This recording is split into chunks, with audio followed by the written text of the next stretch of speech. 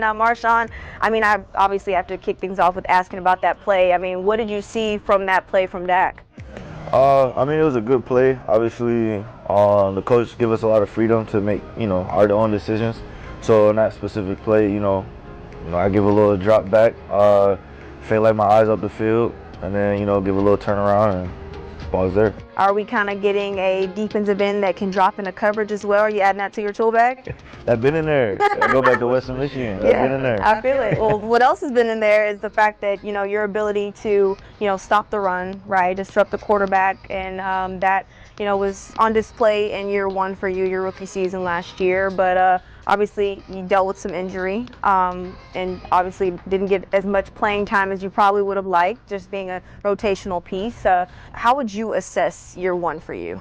It started off decent. Obviously, I wish I could have made more plays. Just being a rookie, I had a lot, outside stuff going on.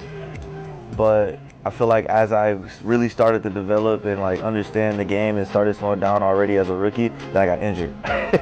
So it was then after that I was, battling the injury, battling the maybe getting 2 reps a quarter. That stuff also mentally for you. Yeah. I mean, how were you able to kind of deal with that, and what have you taken from year one and trying to implement in year two? I didn't let it affect me too much during the season, just because I knew that the only reason they didn't want me to just go straight back out there and get a lot of reps was because they want me to have a good career and not perhaps go back out there and re-injure something, and then now everybody's like, oh, he might be injury prone and this and that.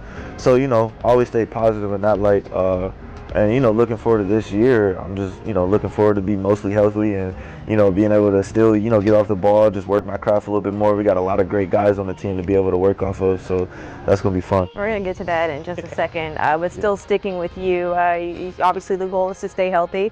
What have you done to ensure that this off season and now going into day 3, day 4 of training camp? So I did a lot of stuff. Obviously a lot of PT. I did training, nervous system training with Dr. Sean out in Arizona, which is relatively new, but hey, I feel like it's paying a little bit off, so it just helped the body be able to respond and stuff like that. I went to get stem cells with origins. I know a lot of guys know about that, so it should be good. What else did your off season look like in terms of your game, how you can kind of take it to a next level in your second year as a Dallas Cowboy?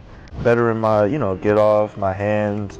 I know I know you're not supposed to look at the comments and stuff like that, but I see them, and a lot of people are they watch the game. They're like, okay, I let people hit me and this and that in my game just because of how violent I am, and I'm always going in and straight hitting people. So I've worked on not being so, oh, I want to just hit somebody type of thing, and being more, okay, let's throw some quick game in there, let's throw some hezzies, let's get outside, let's work a move instead of just bull. I like to call it a little razzle dazzle. Yeah, Add that in there. Yeah, no, for sure. You talk about being aggressive, add some quick game. That's somewhat of what Eberflus is asking out of you guys. What do you like about this Eberflus system? I love this system. It's attack front, so it's no more reading. You got to read this. You got to see what they do and then react off that. Which it was good, but now it's all that's out the door. You just don't think, just run, just play.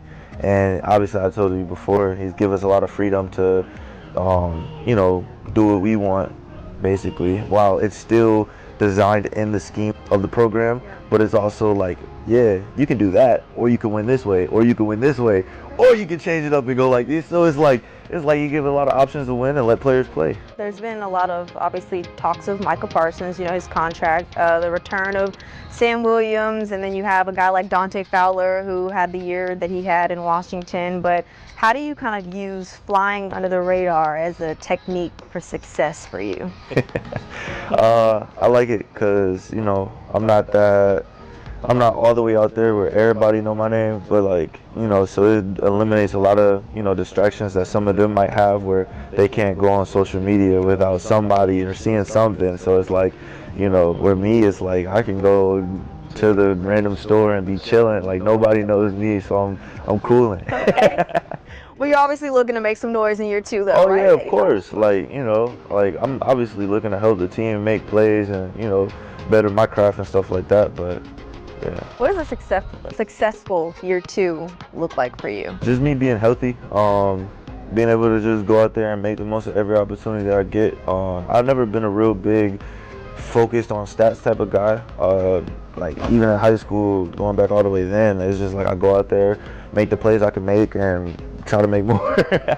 But I'm never stat chasing. I'm never like, oh, I gotta get a sack this game. I gotta make a TFL. I gotta this and that. It's like, nah, like stay cool, stay level-headed, do what you can, but don't jeopardize the programs.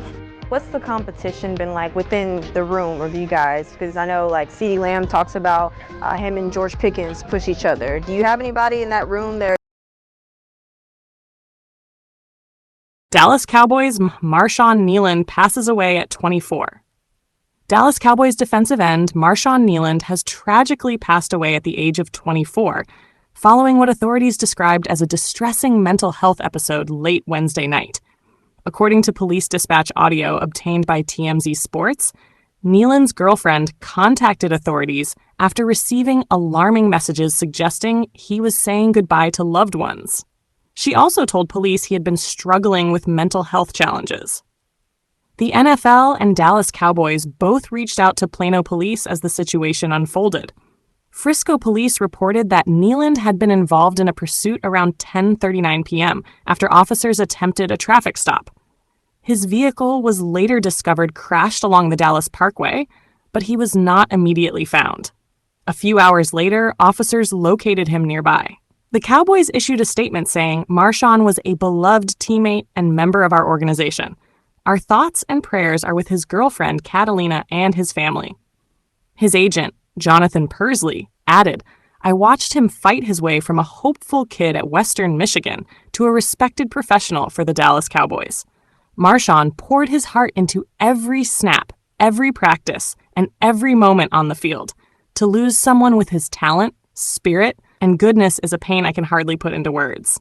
Rest in power, Marshawn Kneeland.